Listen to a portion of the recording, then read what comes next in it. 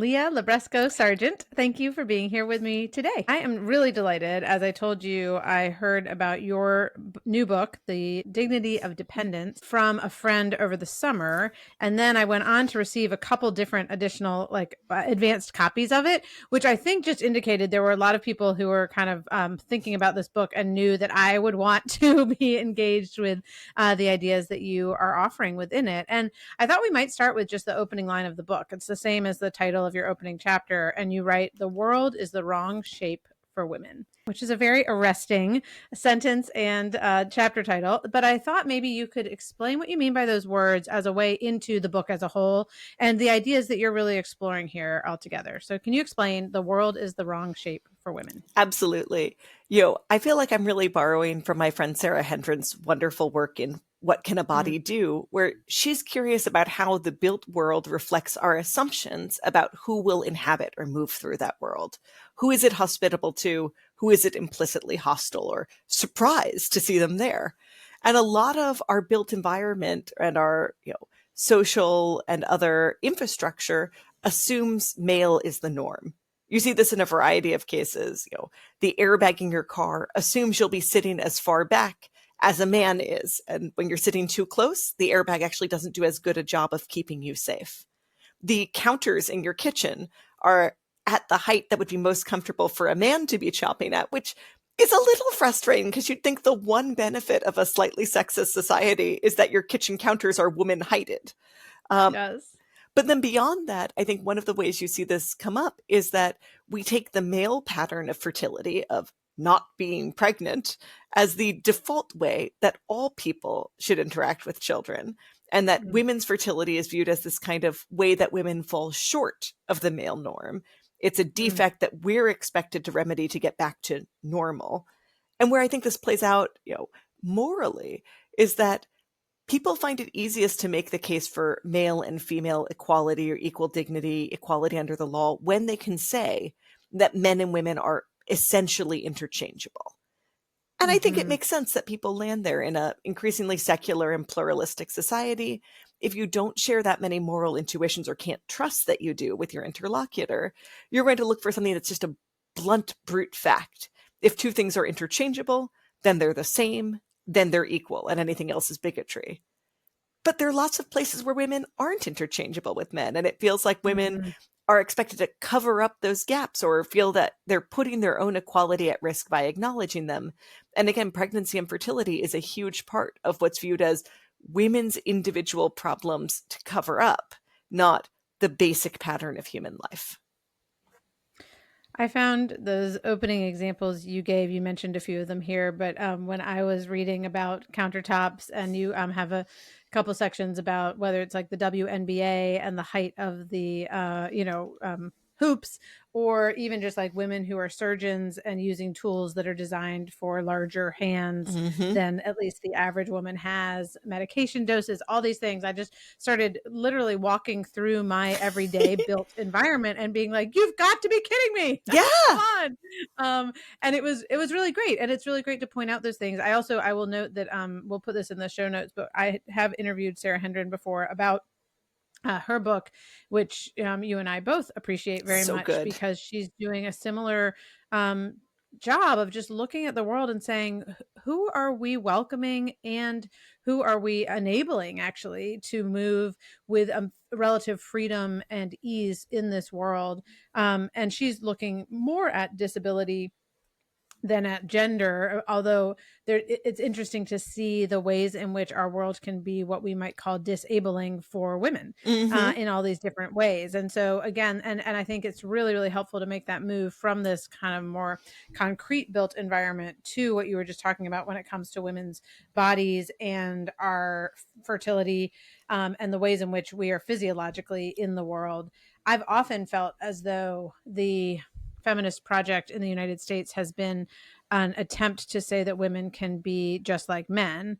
And I feel like you gave some language around that I didn't have before, especially with what you just were saying about there's a difference between interchangeability and equality. And what we want is equality. We're not, in fact, that's a desirable thing.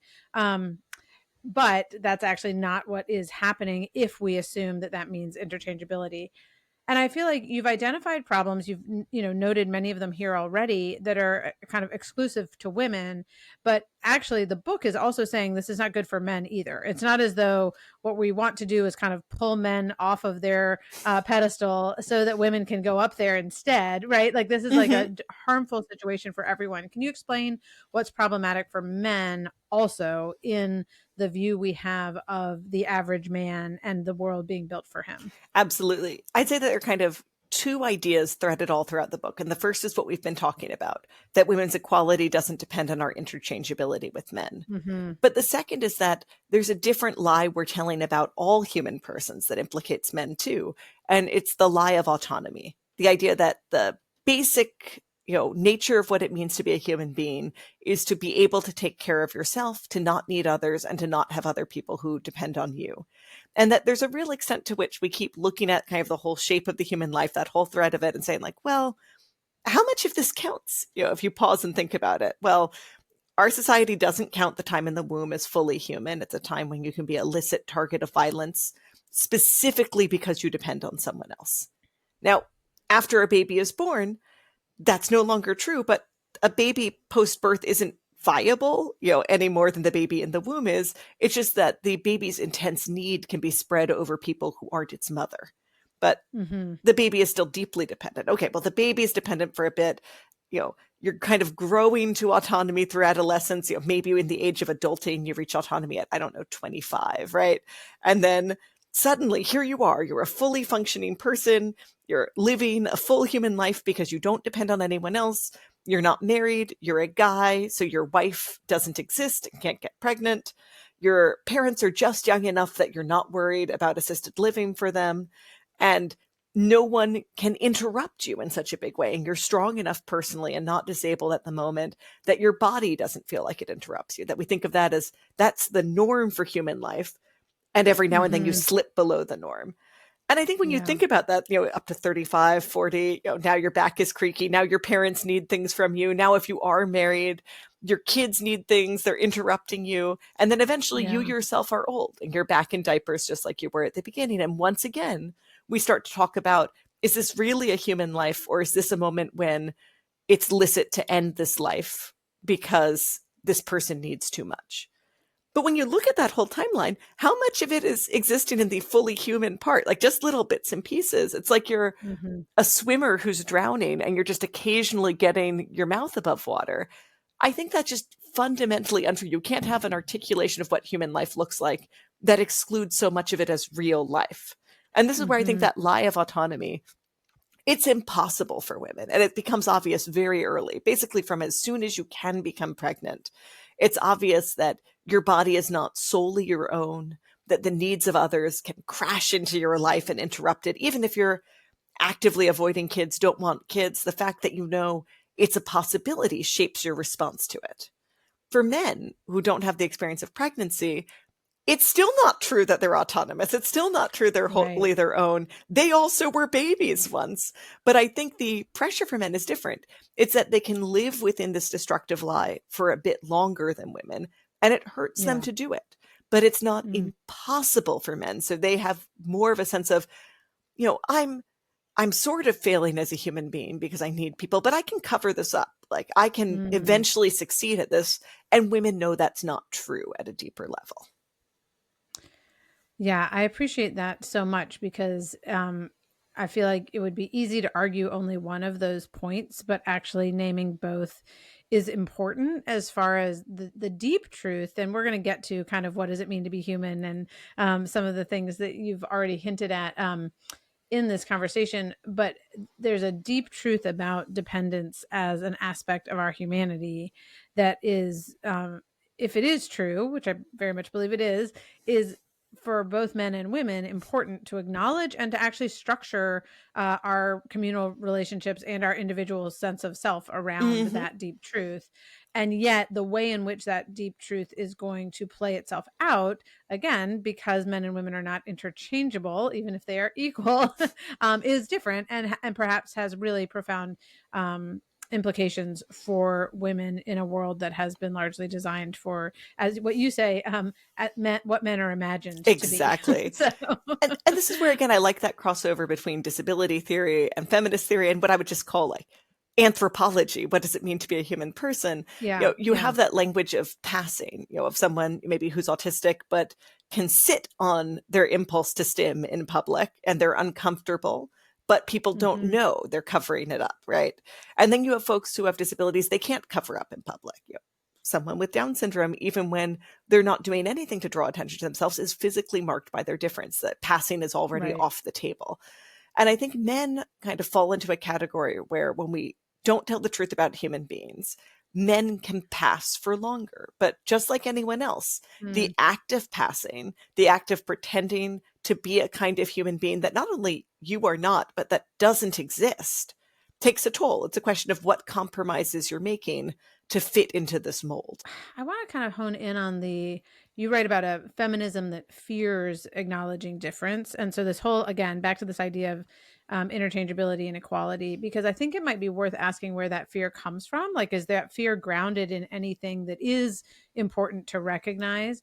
And also then to say, and I think we've done a little bit of this already, what's gained when we acknowledge the difference. But where's that fear come from? And is there something there that actually matters and needs to be addressed in this conversation and this line of I thinking? think the fear is rooted in truth, and many of the attempts to help women, hide their womanhood, cover it up, treat themselves like defective men, but then try and fix that, are offered in good faith as help to women.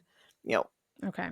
and I think you can see that with the WNBA example you mentioned that's in the book, where there's a lot of discussion and arguments that get really heated really fast at the college level of should the 3-point line be closer for women than it is for men? Should the 3-point line be equitable? It's equally hard to score a 3-point Hmm. shot for men and for women. Or should it be equal so that it's harder for women because they're shorter? And there are women on both sides of the question, but there's a lot of pressure to make it equal, not equitable. And the reason is once you paint two lines on the floor, everyone can see it all the time. And the women feel like if people can see we shoot from a different line, they won't take us seriously. And there are Hmm. other ways the game is different for them that just aren't as visible, so they're not as controversial. The women play with a slightly smaller ball that's more proportional to their hands, but you don't line the balls up next to each other and have people react. And I think it's that Hmm. sense of we can have things that acknowledge our difference as long as no one can see them, as long as they're not next to each other, because there will be people who go, hang on, if these things aren't the same, why should I treat what you're doing as basketball? Like, why is this real basketball if it's not played exactly the same way? Hmm. And what's interesting is, in one of the most profound asymmetries, right? The asymmetry of reproduction, Ruth Bader Ginsburg, the Supreme Court Justice, before she was on the court, she thought the whole argument for abortion access hinged on equal protection under the law, not under privacy, which she thought was Okay. a Right. weird approach. And her framing was if there's this stark difference between men and women, it just won't be possible to treat women the same. And if men and women can as easily be not parents as each other, men can walk away, women can seek Mm. abortions, that's the entry price for being treated equally. You have to be able to do the same things the same way. Now, obviously, there it's not the same way. Like a man walks away from a baby, abandons his responsibility, but nothing about him leaving requires the destruction of the baby. And for a woman, it Right. does. But Yeah. where she and I agree, I think it's obvious where we disagree. I think she's descriptively correct. I think the existence of a profound asymmetry between men and women is always an invitation for people to consider, well, if women are different, I can treat them differently and I can treat them worse. That's true. Right. I just think there's no just way to reckon with that that isn't kind of pushing back and going, that's not the ground of my dignity. Yeah, I think one of the things that I was thinking about, because I resonated so much with your argument, and I want so much to be able, as you said, to recognize these very real differences, but also to do that without returning to a like patriarchal, gendered social hierarchy in which, because women have, smaller bodies on average, they belong in X, Y, and Z spaces. Because, there are obviously we can I think, take for granted some of the awareness around how those ideas might have played out in the past and left women without access to jobs Bank and accounts, right? power Yeah. and, yeah, all of that. So how, like, I guess what I'm wondering is, I feel like there's a different false anthropology that we were operating under in a kind of pre-feminist era, when women's place was in the kitchen and the home, Mhm. right?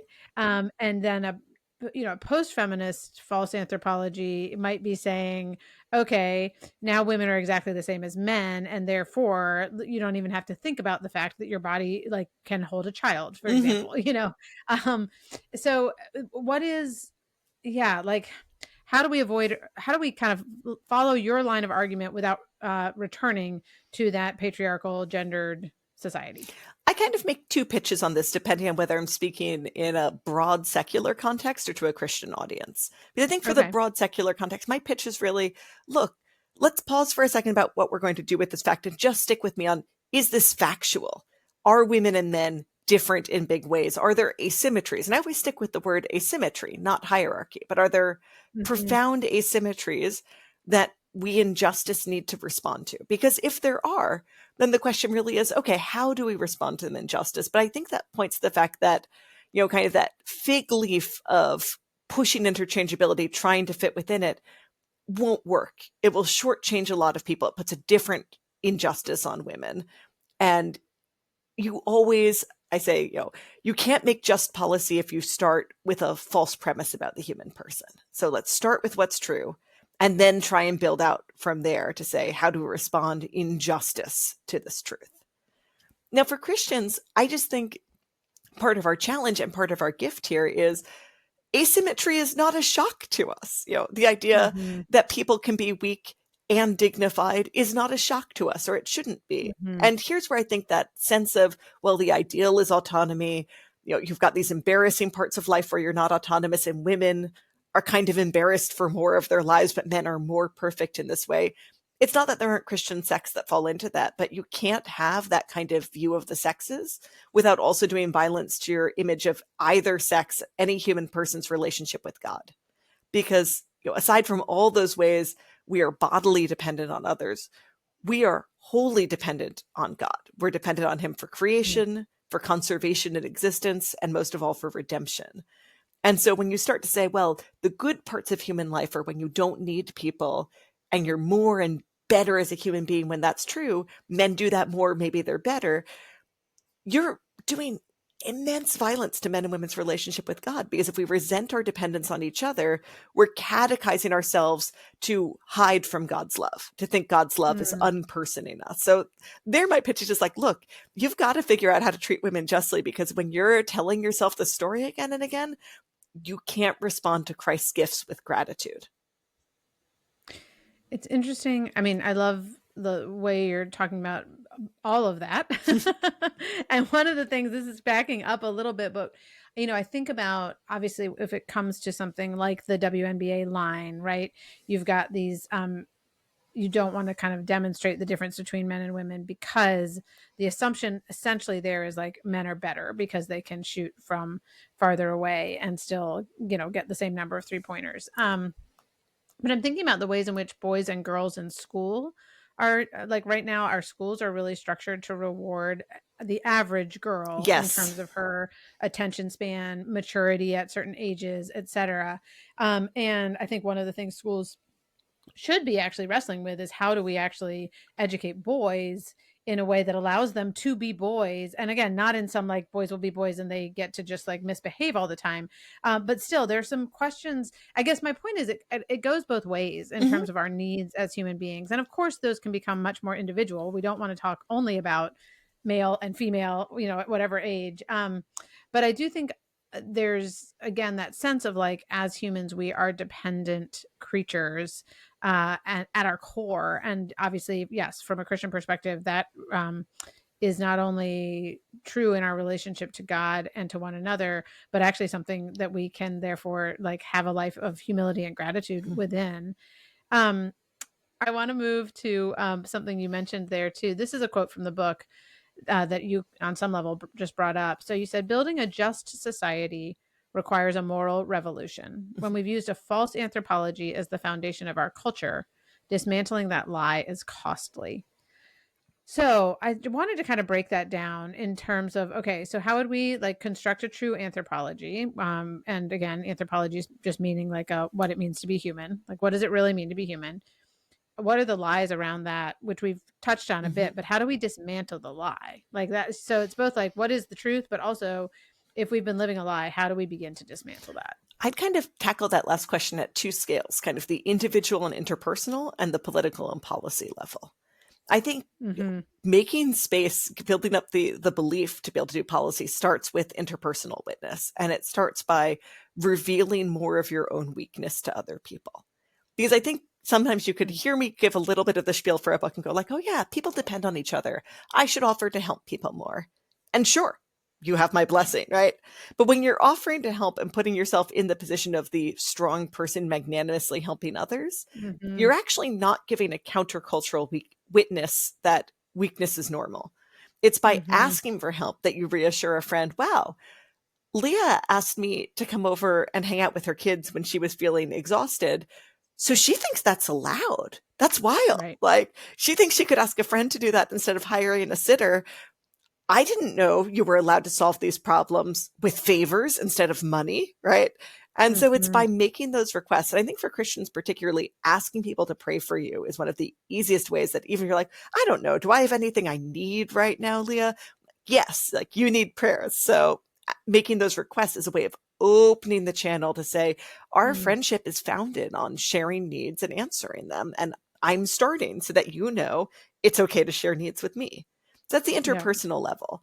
On the policy level, I think the big challenge is, and this is why I say, like, you've got to tear a lot of stuff down and rebuild it up in a different shape.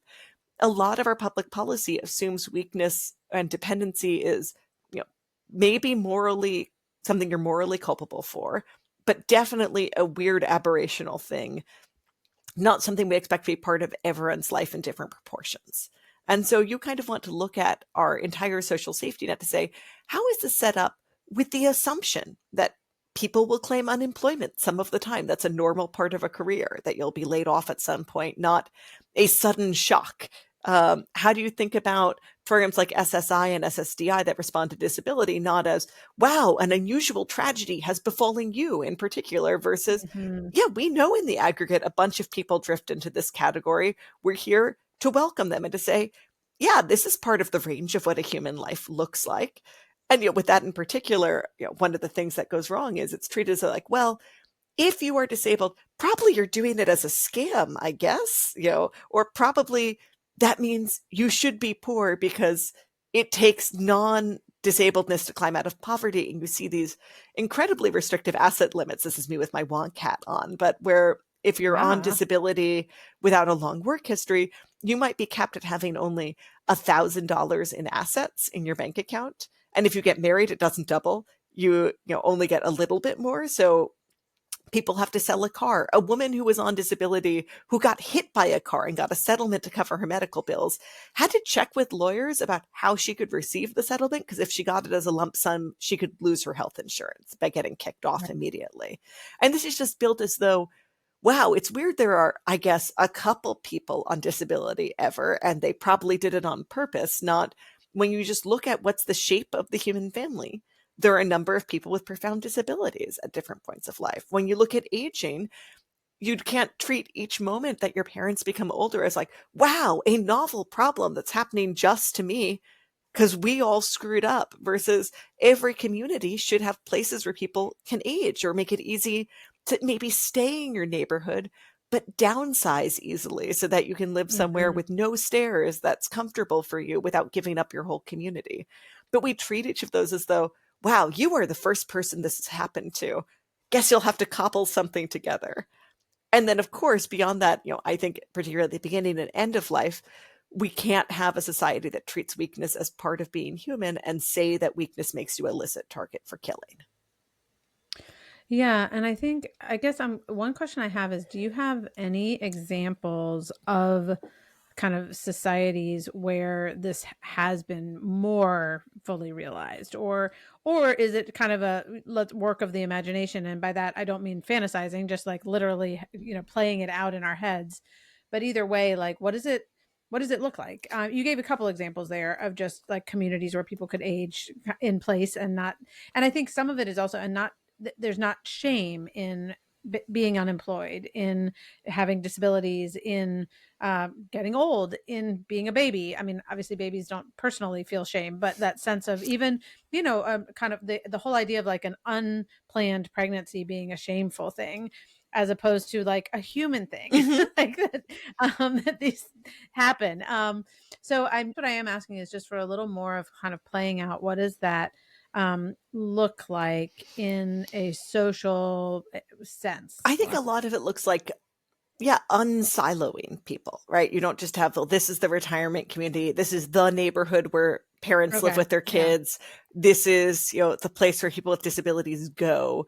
But these are all meant to be part of an integrated community, in part because, leave aside kind of the needs of the people who seem the neediest, the people with disabilities, the people who are aging. I, as a young-ish woman, with kids, need to be around older people so that I can plan how I want to live my life now to be prepared to age well. Kind of entering each of these stages as a surprise is hard for all of us. And I think you see, I'm going to point to one example with a caveat.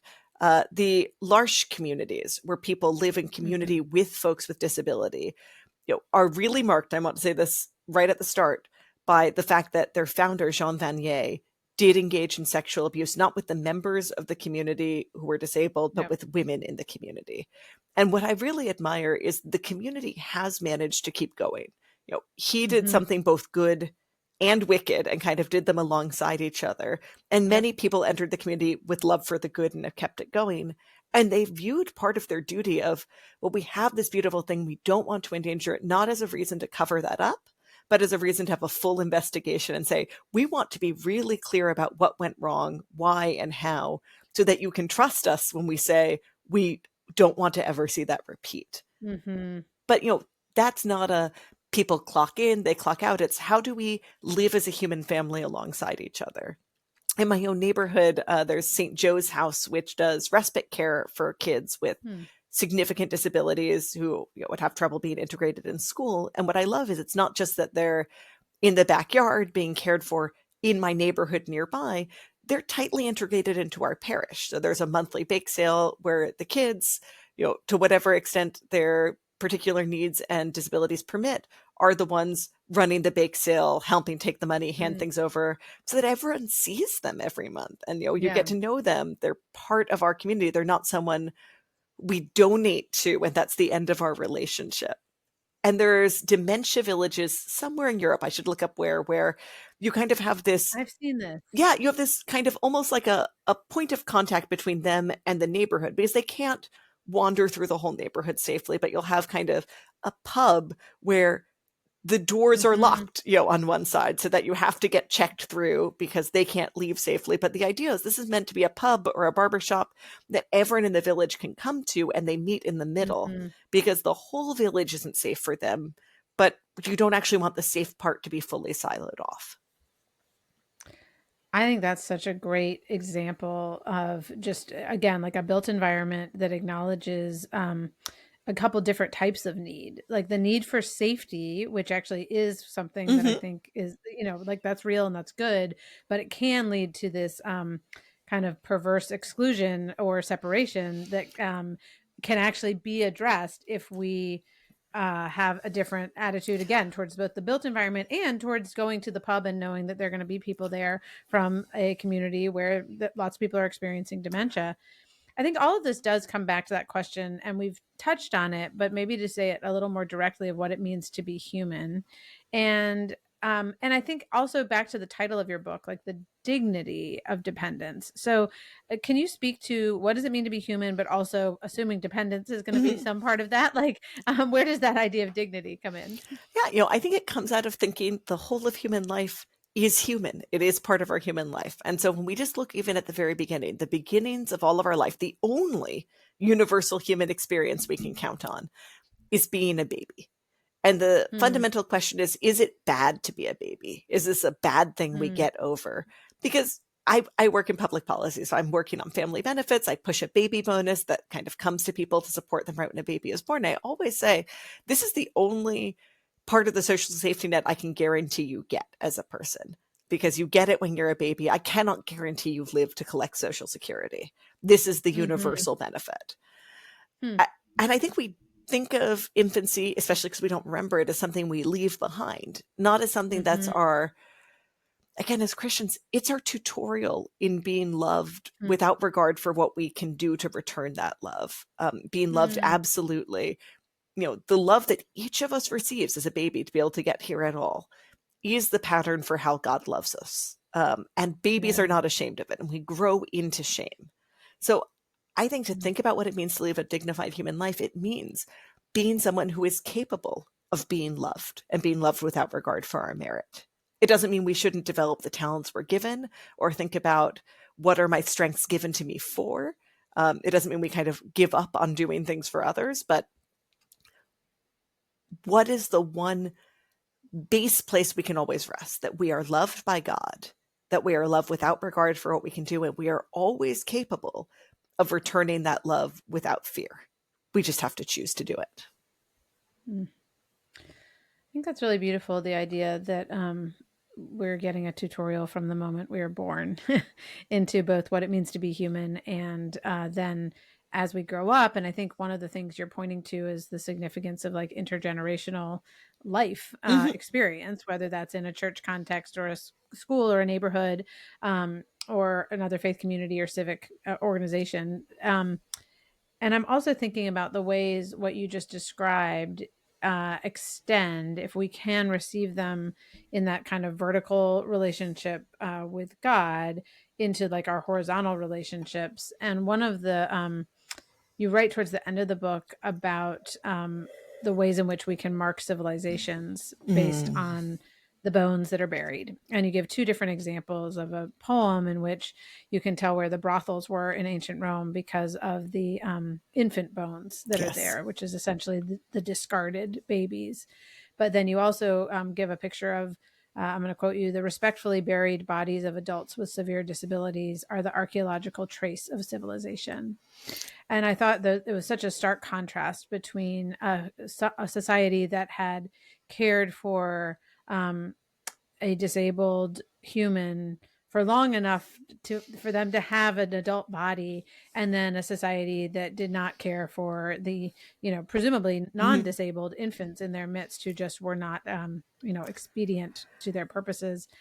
And I So I think just it's wanted to so talk. important. Yeah, Oh, go I was ahead. going to say, I think it's so important to note, like, some of those societies that we've uncovered in archaeological digs where you see someone who, based on their skeletal deformities, could not walk, right, but grew to adulthood. They were so much poorer than we were. These are subsistence societies. These aren't places where there's a comfortable amount of access to share. People made real sacrifices to keep other people alive. And I think it's so important to remember that moment by moment, day by day, decision by decision, we are also leaving a story in our archaeological record. And I think these Yeah. days, you know, what you see is an absence. You see people who are missing. You say, wow, there aren't as many skeletons of people with spinal bifida as I should be seeing based on its prevalence. Hmm. There aren't as many skeletons of people with Down syndrome as I should be Right. seeing. And that's already true. Like, we've already left that as our legacy to our great great grandchildren, our many millennia grandchildren, that when they look back, they'll see what we've done to date. And the question is, can we choose differently? Can we think about what we see and what we admire in other societies, poorer societies than ours, and say, you know what? The legacy we want to leave, like the record of who we care about, has to be more expansive than this. Hmm. Yeah, and I think this follows up on that. I was just going to ask you about both the costs and the consequences of a world in which the disabled and vulnerable are counted as belonging to all Mm-hmm. of us.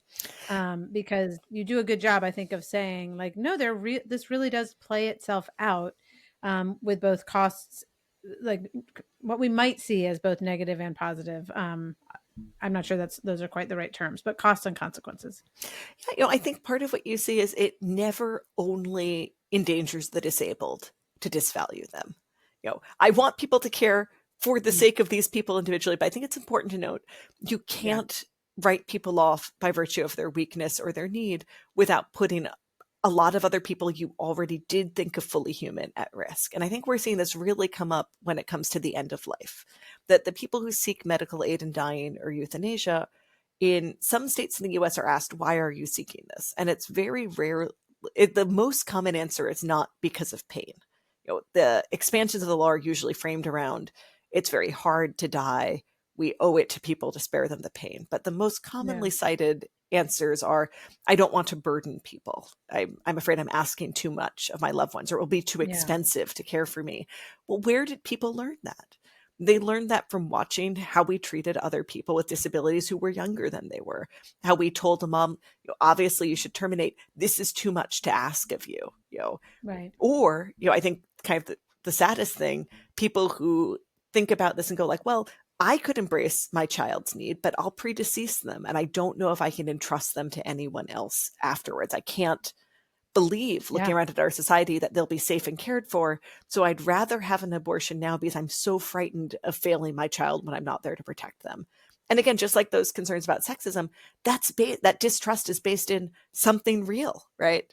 Yeah. But then we get to the end of our lives having kind of skirted disability for a great deal of it and say, well, what have I learned about how we treat people who are vulnerable, or what we expect the vulnerable to do to spare others the need to care for them? And you see, I think at this point in Canada, it's 5% of all deaths are through euthanasia, and it's Yeah. rising. And I think, you know, you just moment by moment, it's not in the big decisions, it's the little decisions of how we respond to what does this person need? How do I respond to it? That kind of forms people for that decision at the end of life. Am I worth loving when I need things from people and we both understand I'm past the point of recompensing people for my care? Yeah, I really appreciate your point that we are all, our attitude in this can endanger or Mhm. enhance, all of our lives. And I feel like ever since our daughter Penny was born, most of the thinking and writing I've done around these things has really been.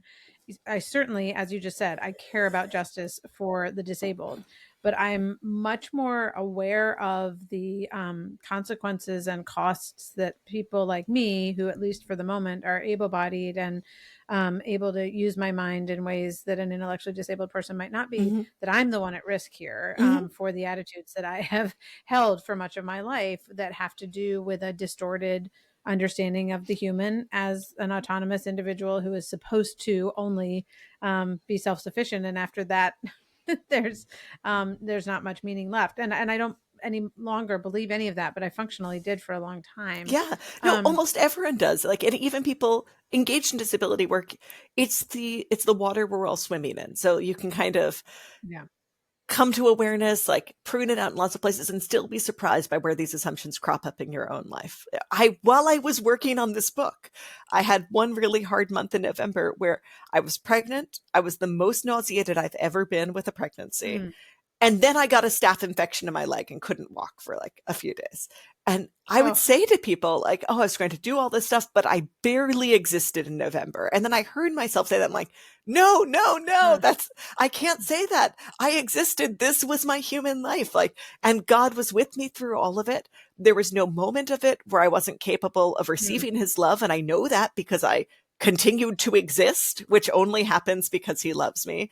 There's no moment of Mm. it that was insufficient for his grace or insufficient for me to, try and be a saint, to return his love simply by accepting it and saying thank you. I cannot say I didn't exist in November. I didn't do stuff in November. I didn't get my kids to school on my bike. I didn't get some of the writing I wanted to get done. I slept a lot. All of that was still existing, but it came out of my mouth while I was working on the Right. book. There's another quotation of yours: it's only in relationship and friendship with the profoundly dependent that we are able to fully know ourselves and our own history of need. I think there's some truth there, not only about the relationships we have with people who would be identified kind of visibly or publicly as Mhm. profoundly dependent, but also what you were just saying with our own profound dependence that we might try to pretend is not there, especially for some period of time in our lives. And when we have these experiences like what you just described of more profound dependence, the instinct to say this isn't really me this isn't really what life is, as opposed to like, oh no, this is fully me. This is part of my very full humanity. And how does that, like, can that shape and form the way that I interact with other people from here on out? And I guess maybe that's where I'd like to just ask you one more question as we come to a close.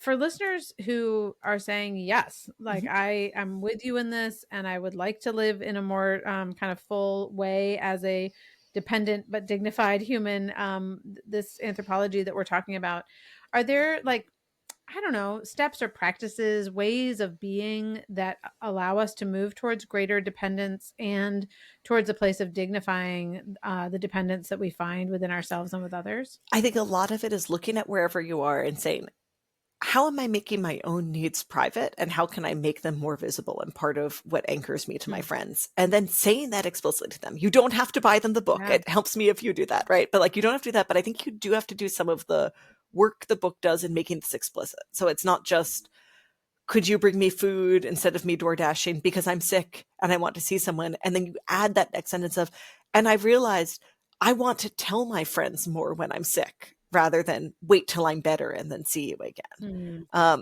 Because it takes kind of that little jump for someone to go, is that an option? Right. Think about kind of how strong that current of shame of privacy is. And then think, okay, it's not enough just to ask for help. That's a good place to start. I need to kind of tell people, I realize I don't like that when I'm having a hard time, my life gets small. And when I feel like I only can give, my life gets bigger. I don't like that. So I want us to kind of see, can we have the kind of friendship where we talk to each other, see each other more when things are bad? And I'm asking you to do that with me Hmm. now. So I think it's that kind of shift, and then thinking a little bit through those different domains of need and going like, in my life, like where I am right now, do I see kids? Like, do I see people who are much older than myself? Do I see people who are disabled? Hmm. For me, that's mostly at church, right? But thinking about Yeah. where are the places where the whole human family comes together? And if that's not happening in my life right now, it's hard for me to actually be called to give the things I may be called to give. So I'm asking for help more. And I'm Hmm. thinking, how am I exposing myself to other people's needs so that it's possible for someone to ask me? Yeah, I remember, and listeners may have heard me say this before, but being asked once to speak at Yale Divinity School, and I was talking about not being on this achievement tells me my identity treadmill, but instead receiving identity as the beloved ones of God. And there was a student who said, I completely agree, and yet I'm absolutely on the achievement treadmill. What should I do? And it was so interesting because what came to me at that time, which I think resonates with what you were just saying, is both like receiving our own belovedness, and there are practices I think we can um, turn to kind of in an interior way to recognize God's love for us. But then also like being in regular proximity and relationship with people who seem more vulnerable or needy than I do. So that can be a baby, it can be an old person, it can be a person with a disability, it can be someone who's just like outside of the social status world for whatever reason. And yet it can, I think, return us to our humanity when we actually have those encounters and relationships. And I guess the hope would be that that then also structures our public life, like in terms of actual public policy Mhm. that would say, as you were saying before, we assume that there will be seasons of life in which you are not uh, operating at 110% efficiency, all day long in a productive worker mentality. And we actually provide for that and want that because it means we're honoring our common humanity that way. Absolutely. And I think one of the other things is it's so valuable to have part of your life every week where you are loved without regard for your merit. Because again, that's part of knowing how you are loved by God. God wants the best for us, but He gives us things before we respond to them. And I think there are Mm. ways in which, again, we don't retain our experience of being loved as a baby, but that's how we start. And then you kind of, when you're around other mothers and children, you go, I was loved this way. When you're around kids in particular, it's a tremendous relief to me that my kids don't really care that I publish books and they don't care that I sit down with congressional staff sometimes to talk about policy. Um, what they care is like, am I available to be sat on? Right. And getting a little bit away from, okay, well, how does our society value me? And how can I spend time around people who don't value me in exactly that set of Mm, hierarchical, what did you bring to the table ways? And this has meant a lot to me in kind of big moments of my life. There is a bit where we had gone through a miscarriage, and I was so sad and lonely, and to some extent, even though I was grateful for the love of friends, like it was all about, well, what will you do, what's going to happen now? And a friend of mine's daughter who does have a significant congenital disability like just sat on me all through mass, and she just wasn't thinking about me a lot, and like that's invited me into a kind of self-forgetfulness that was a real gift, which is, mm, wow, what will I do? What's my doctor going to say? How is this messing up different career stuff? I'm like, well, today, the fact that I exist is enough for Agnes. Like, she doesn't have any questions about what I'm going to do tomorrow. mm. She just wants me to be here right now.